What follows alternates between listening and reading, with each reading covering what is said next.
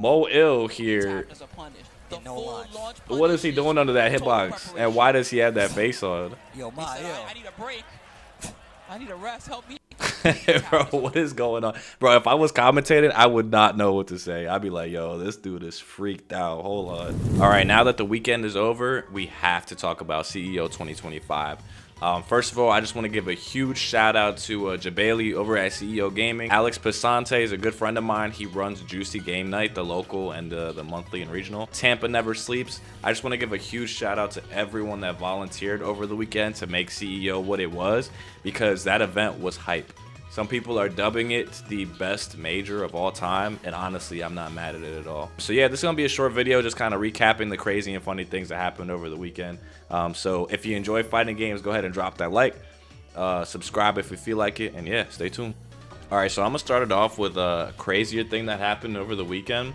So apparently there's this guy named Joe Budden who is a Tekken player, and he was an online warrior who liked to talk a lot of smack, and he was real energetic about the game and whatnot. So apparently he shows up to CEO 2025 over this weekend, and he beats professional Tekken player Bilal, right? But that's not where the story ends. Joe Budden has a pack of Charmin Ultra Soft toilet paper. What? And he goes backstage and throws it at the commentators, right? I just want to make a quick comment. Do not follow in his footsteps. Okay, it's not okay to go backstage and throw stuff at the commentators or any of the staff. I just want to say I'm not advocating for that, but I will say it is pretty funny.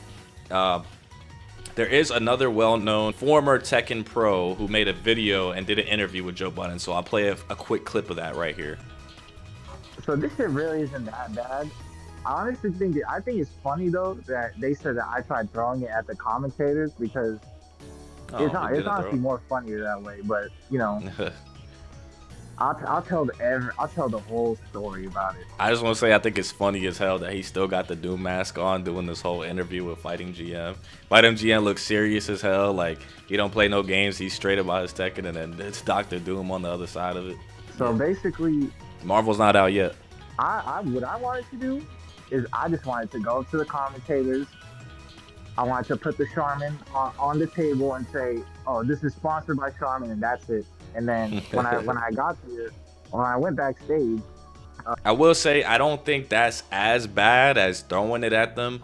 There has been kind of like a little movement going around saying that the FGC is soft and people are not as hype and not as loud and street smack talking as they used to be back in the day, which I kind of agree with, but I also feel like it's just because we fostered such a great community to be around, and we're just so respectful of everybody's well-being and everybody's own respect, you know what I mean? So people aren't as quick to jump on their toes and ask for a money match or start smack talking mid-match as they were back in the day. So I guess that's kind of how Joe Budden feels, and he says he was gonna just place the toilet paper on the table where the commentators were at and say, "Oh, you guys are soft."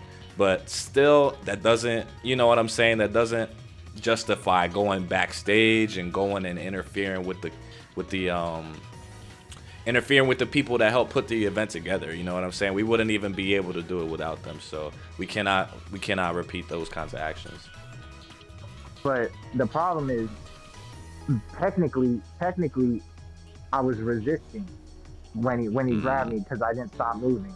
Yeah. So that's the problem. Okay. And what is it? Yeah, and because I went backstage. Too. Right, Obviously, and going backstage can't go fucking backstage, you know, in the tournaments nowadays. Yo, Yeah. I was gonna say 'Cause, something about that. So tournaments are mad strict now, cause back then, bro, there was that, like, a commentator was like in front of you. You could just go up to them and say what up, shake Right. their hand. Right. Now it's like what you saying is like there's a VIP section. That's Right, that's kind of what I was getting at earlier, right? Because old time or long time FGC heads right back in the day, the commentary table was literally probably right next to you. It was your homies that had just got out of bracket, just got done playing. You could go up to them, dap them up, and say, "Yo, what's good?" or say whatever, talk shit to them, and then get back to your match. But now, well, CEO's a major, right? So it's production, it's a whole event. It's not just your homeboy sitting next to you that you could go and say what's up to. Even though that is how it used to be, now, since it's such a huge event and so many people's here, we gotta have more safety protocols. We can't exactly be going up and just bothering or talking to anybody, especially while they're working, getting paid for their time commentating. And you know, that kind of like messes up with them too. Like, they're not expecting someone to be able to come to the back and do whatever they want to do, throw toilet paper or whatever it could have been. So yeah, understandable. Moving on though, I do want to touch on this point here, which is a little bit more serious note. Just want to say Xiao Hai is now qualified for EWC Fatal Fury, EWC Street Fighter, SWC Fatal Fury, and SWC King of Fighters the same year. I think it was Arslan. Hold on, let me pull up the tweet. We got Arslan Ash, arguably one of the best Tekken players of all time, saying Xiao Hai is the best FGC player in the world right now. And mind you, Arslan doesn't just play Tekken. Arslan is very good also at SNK games like City of the Wolves that just came out and King of Fighters. He's won tournaments for King of Fighters, so Arslan is no slouch with SNK games, and he's saying that about Xiao Hai. That's pretty impressive, man. Xiao Hai is somebody to look out for in any fighting game. All right, those of y'all that have seen this clip knew this was coming. What the fuck is Mo L doing in this clip, bro? Look, I'm not gonna lie, this CEO, I've been seeing a lot more people have the hitbox visor so that like you can hide their hands and you can't see the inputs and what they're doing. I don't have one of those. I have a hitbox, but to be honest, bro, if my opponent's looking at my hand mid-set, you got it at that point. But Mo Ill here, what is he doing under that hitbox? And why does he have that face on? Yo, I need a break. I need a rest. Help me. Bro, what is going on? Bro, if I was commentating, I would not know what to say. I'd be like, yo, this dude is freaked out. Hold on. What they be doing over there in Korea. Mo is from Korea, right? If I'm wrong, I'm sorry. I don't mean to offend anybody, but man, that's funny as hell. And then here we go. Anton with another shout out to CEO. He says, is it true that CEO was cycling PS5s every 5 minutes to solve the lag problems? Bless the volunteers, not gonna lie. Thank you for the thankless work. And Fury comments saying it also happened at Combo Breaker. So props to both events, man. That's huge, right? Just think about it, right? As a competitor, you look at your bracket and you say, my pool's at 8 p.m. Damn, the PS5s are gonna be cooked by the time it's my turn to play. But now you have the ease of mind because CEO was swapping out the PS5s. And I don't think it was every 5 minutes like he said. I think it was after every pool block, right? So at least you know that only for this pool, your PS5 that you're playing on has been used, right? So your inputs are less likely to be dropped by the PS5 and frames are less likely to drop. So it just feels good knowing that like you're getting a fresh PS5 that you could play on, especially at an event like that, right? People are counting on these points to be able to compete in the Street Fighter League and things of that nature. So, all right, so I was scrolling through Twitter and I happened to see a good buddy of mine, CJ, posted this tweet. Separate but equal. Street Fighter casuals, Tekken 8 casuals, Smash Bros, they call it friendlies for some reason. Y'all could keep those friendlies over there. We call them casuals over here. I just wanted to add that in real quick.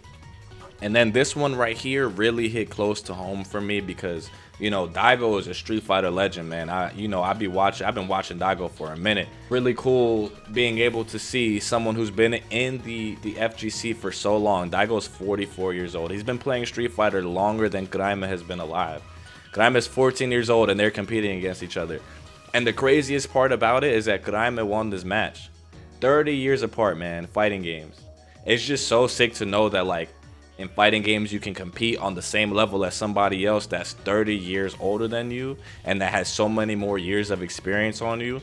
But hey, just Daigo got to get back in the lab and figure it out. That's all it is to it. And that's what the beauty is of fighting games. And it's why I made this channel and why I want to bring so many new faces to it, man. And we're going to do it together.